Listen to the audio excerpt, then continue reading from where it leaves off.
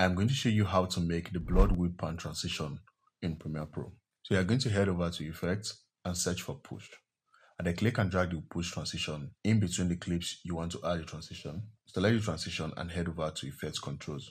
Within Effects Controls, you are going to set the duration to 10 frames. And I set alignment to center at cut. And then you're going to head over to your project library, create an adjustment layer, and then click and drag the adjustment layer onto the timeline, right above the middle of both clips. And then with the adjustment layer selected, you're going to right click, head over to speech/duration, and then you're going to set the duration to 10 frames. And then click on OK. And then you're going to position the adjustment layer just right above the transition. Make sure they are properly aligned.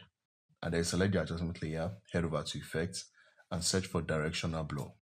And then click and drag the effect onto the adjustment layer.